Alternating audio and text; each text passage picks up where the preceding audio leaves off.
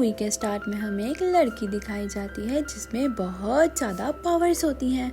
उसकी इसी पावर्स की वजह से उसका कोई फैमिली मेम्बर उसे एक्सेप्ट नहीं करता और वो ये कहते हैं कि हम इसकी बोली लगाकर इसे कहीं बेच देंगे। उस लड़की को बहुत ज़्यादा लोगों के सामने रखा जाता है। तभी एक लंबा सा आदमी आता है और आकर उसकी फैमिली को बहुत ज़्यादा पैसे देकर उस लड़की को अपने साथ ले जाता है। वो आदमी उस लड़की को एक बहुत ही ज़्यादा अजीब सी जगह पर लेकर जाता है जहाँ बहुत ज्यादा क्रिएचर्स होते हैं। फिर वो आदमी रूम में जाता है और अपना मास्क हटाता है तो पता चलता है कि वो तो सारा हड्डियों से बना हुआ था। फिर वो उस लड़की को कहता है कि तुम बहुत ही ज्यादा खुशकिस्मत हो जो कि इतनी पावर्स लेकर पैदा हुई हो। तभी उस लड़की को अपना बचपन याद आता है कि उसने उसमें बहुत ज्यादा मुश्किलें बर्दाश्त की हैं। और फिर वो ये सोचती है कि वो किस्मत वाली बिल्कुल भी नहीं है। फिर वो आदमी उस लड़की को अपने गले से लगा लेता है ताकि वो अपने आप को बिल्कुल भी बुरा ना समझे। वो आदमी लड़की की आंखों को बंद करवाता है और जैसे ही वो लड़की आंखें खोलती है वो बहुत ही प्यारी सी जगह पर होती है। वो आदमी उसे बताता है कि हम कुछ ही सेकंड में जापान से फ्रांस आ गए हैं। और वो आदमी कोई नॉर्मल इंसान नहीं होता बल्कि वो एक मैजिशियन होता है जिसको मैजिक करने आते हैं। फिर वो उस लड़की को नहलाता है। फिर वहाँ पर फेरिस भी आ जाती है जिन्हें एरियल्स कहते हैं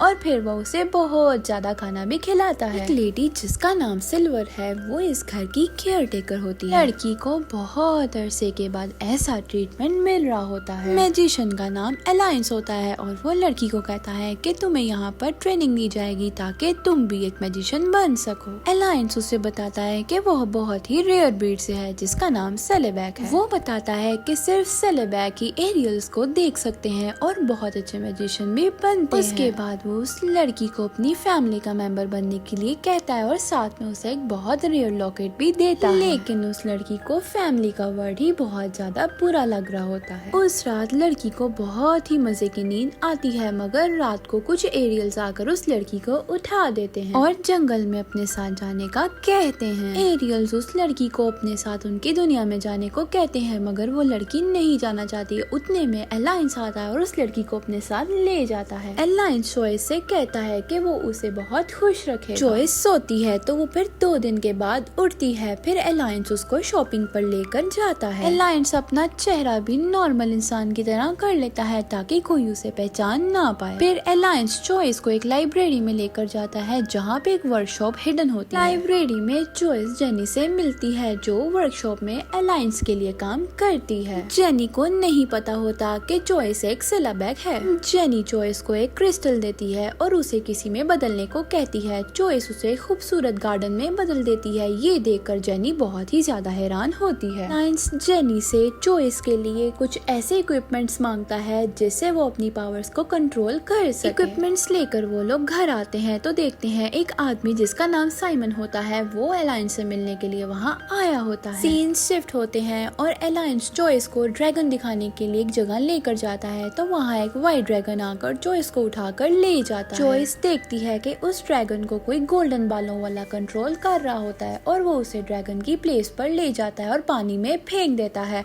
चॉइस बिल्कुल गीली हो जाती है। तभी अलायंस अचानक से आ जाता है और देखता है कि गोल्डन बालों वाला लड़का तो ड्रैगन लैंड का केयर टेकर होता है। वो लड़का भी एक मैजिशियन होता है जिसका नाम लिंडन होता है और वो अलायंस से कुछ बात करने लगता है। इसीलिए चॉइस को बेबी ड्रैगन्स के साथ खेलने के लिए छोड़ देता है। खेलने के बाद चॉइस देखती है कि वहाँ पर एक बूढ़ा ड्रैगन होता है जिसकी जिंदगी अब बस खत्म ही होने वाली होती है। उस ड्रैगन का नाम नवीन होता है। चॉइस उसको देखकर बहुत ज्यादा उदास हो जाती है और अपनी पुरानी जिंदगी याद करने लगती है जहाँ पे उसने सुसाइड करने की कोशिश की थी। नवीन चॉइस को उदास देखकर उसे आखिरी राइड पर लेकर जाता है और वापस आते ही वो पेड़ में बदलना शुरू हो जाता है। चॉइस से कहता है कि तुम कभी भी अकेला फील करो तो मेरे पास आ जाना और इसके बाद ड्रैगन मर जाता है। चॉइस इस दुनिया से बहुत परेशान हो गई है। वो अलायंस के पास जाने लगती है। इतने में उसको चक्कर आते हैं और वो गिर के बेहोश हो जाती है। चॉइस उठती है तो देखती है कि एक बड़े बालों वाली बिल्ली उसके साथ बातें कर रही होती है। अलायंस उसे बताता है कि ये बिल्ली 9 जिंदगियां जिएगी और ये अभी 7वीं जिंदगी जी रही है। फिर वो एक जगह पर जाते हैं जहाँ जहाँ बहुत सारी बिल्लियाँ होती हैं। वहाँ की बिल्लियाँ चॉइस को अपनी रानी बिल्ली के पास ले जाती हैं, जिसका नाम मोली होता है, और वो बताती है कि वो एक लड़की के साथ रहती है। मोली को चॉइस की हेल्प चाहिए होती है, तो वो उसे एक स्टोरी सुनाती है कि बहुत साल पहले एक इविल आदमी होता है जिसे बिल्लियों को मारना बहुत अच्छा लगता है। एक दिन सारी बिल्लियाँ मिलकर उसी आदमी को मार देती हैं। वो तो मर जाता है, मगर उसकी इविल साउल अभी भी यहाँ रह जाती है। मोली चॉइस को बताती है कि अब उसकी साउल वापस आकर यहाँ पे दोबारा तबाही मचाएगी। चॉइस बहुत ही इंटरेस्टिंग तरीके से स्टोरी सुन रही होती है। इतने में कोई चीज आती है जो चॉइस को अपने साथ उड़ाकर पानी में ले जाती है,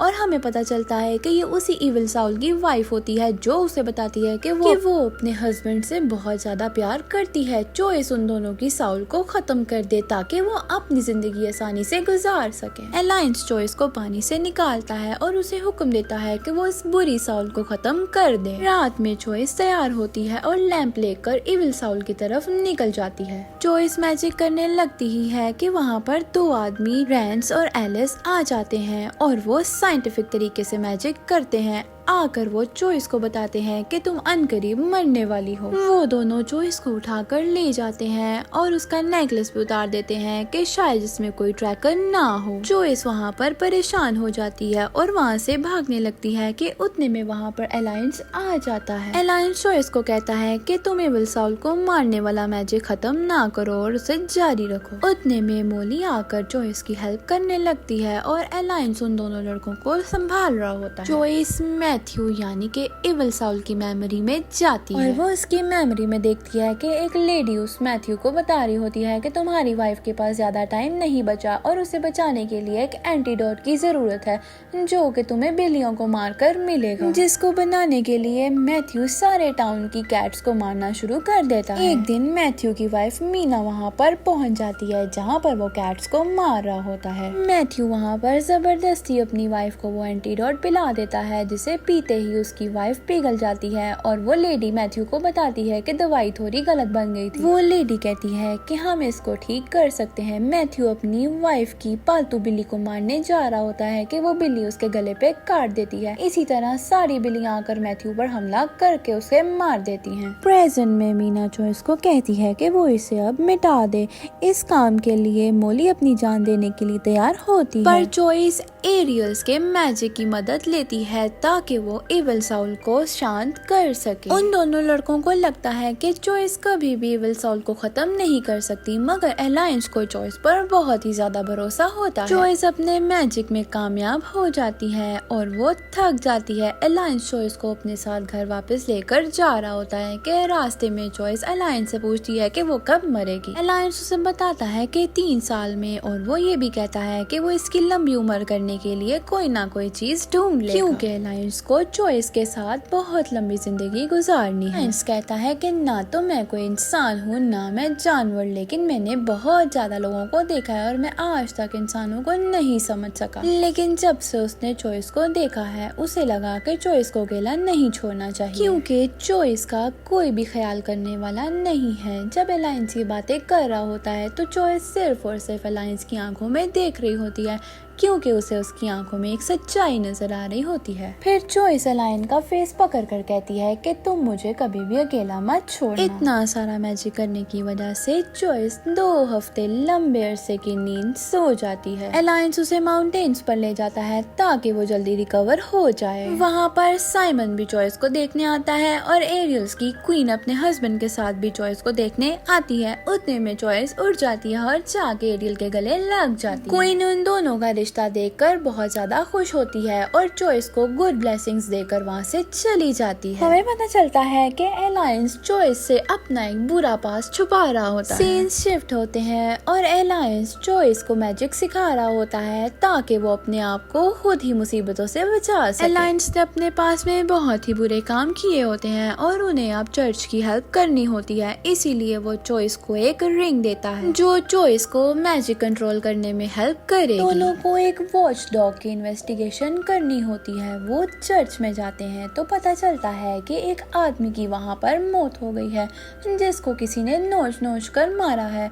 दोनों इन्वेस्टिगेशन के लिए अलग अलग हो जाते हैं कि जैसे ही जोइस के पीछे घुस लग जाते हैं। जोइस को एक काले बालों वाला इंसान बचा लेता है जो कि वही डॉग होता है जिसकी इन्वेस्टिगेशन करने के लिए वो लोग यहाँ आए होते हैं। वो देखती है कि वो डॉग बहुत ज्यादा जख्मी है। जोइस उस डॉग की हेल्प करने की कोशिश करती है कि उतने में वहाँ एलिस आ जाती है जो डॉग को अपने साथ लेकर जाने को कहती है। जोइस अपने मैजिक से एलिस को वहाँ सुला देती है और डॉग को अपने साथ ले जाती है। डॉग का नाम मोलिस होता है। मोलिस जोइस को बताता है कि जब से उसके मालिक की डेथ हुई है वो बहुत ही परेशानियां बर्दाश्त कर रहा है। वो जोइस से अपनी मेमोरी शेयर कर रहा होता है और बताता है कि जोइस के बाल भी उसके ऑनर इजाबेला जैसे बाल हैं। उतने में एलायंस वहाँ पहुँच जाता है और एलिस भी नींद से उठ जाती है। मोलिस एलायंस को बताता है कि एक आदमी जिसका नाम सिमोरस है वो उससे कुछ क्रिएचर बनवाना चाहता है, तो एलायंस उसकी मदद करने के लिए मान जाता है। वो लोग वहाँ से जाने लगते हैं कि कोई आकर उन पर अटैक कर देता है और जोइस वो सारा अटैक अपने ऊपर ले लेती है। अटैक करने वाले का नाम कर्ताफिल्स होता है जिसके बारे में डॉग अभी बता रहा होता है। वहाँ पर जोइस की दर्द एलायंस से बर्दाश्त नहीं होती तो वो एक बहुत बड़े मॉन्स्टर में बदल जाता है। मोलिस जोइस को पकड़ता है और जोइस उसकी मेमोरी में जाकर देखती है कि मोलिस आज भी अपने मास्टर को याद कर रहा होता है कि वो वापस आएगा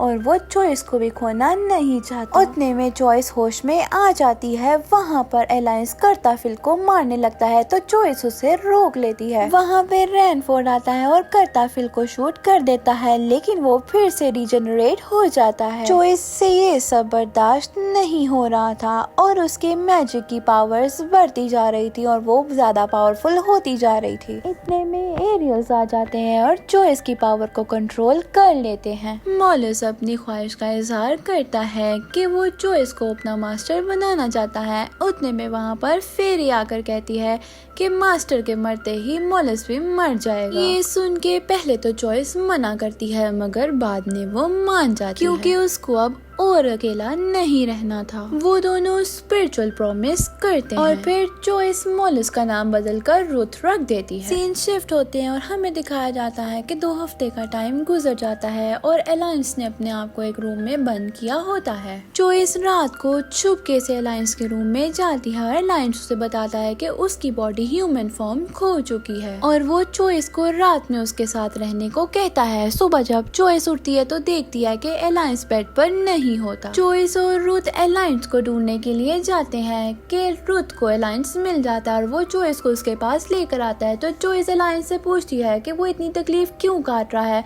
इतने में एक फेरी आकर उनकी बात काटती है। फेरी जोइस को बताती है कि लिंडेट जोइस से अकेला मिलना चाहता है तो जोइस फेरी के साथ ड्रैगनलैंड में लिंडेट से मिलने चली जाती है। लिंडेट जोइस से पूछता है कि उसे एलायंस जो कि बहुत ही ज्यादा खौफनाक नजर आता है उसके साथ रहने में इतनी खुशी क्यों मिलती है। जोइस उसे बताती है कि उसकी फैमिली में सब के सब उसे छोड़कर चले गए थे और एलायंस ने ही सिर्फ उसे अपनाया था। लिंडेट जोइस को बताता है कि वो भी दुनिया से बहुत तंग आ गया था तो फिर उसे एलायंस मिलता है जो उसे जीने की वजह सिखाता है जिसकी वजह से लिंडेट आज तक ऐसे जी रहा है। अगले दिन लिंडेट जोइस को कुछ लकड़ियां देता है कि वो इससे कुछ बनाए। जोइस वहाँ पर एलायंस को बहुत याद कर रही होती है कि वो पानी में जाकर मैजिक करती है और एलायंस की शक्ल पानी में नजर आती है जो कि जोइस को कहता है कि उसके बगैर घर बहुत सूना है, वापस आ जाए। तो जोइस कहती है कि मैं थोड़े दिन तक यहाँ वापस आ जाऊंगी और मैं वहाँ आकर तुमसे अपनी फीलिंग्स भी शेयर करूंगी। एलिस वहाँ से उदास होकर नवीन के पास चली जाती है जो कि वही ड्रैगन होता है जो पेड़ में बदल गया होता है। वहाँ जाकर वो नवीन के साथ अपनी सारी दिल की बातें शेयर करती है और वो कहती है कि वो एलायंस को बहुत ज्यादा पसंद करती है। नवीन उसे एलायंस के पास वापस जाने पर बहुत मोटिवेट करती है। जोइस फायर लेडी बनकर एलायंस के पास टेलीपोर्ट हो जाती है और अब जोइस के पास एक ऐसी जगह है जिसे वो अपना घर कह सकती है और वहाँ पर वो खुशी खुशी रहती है।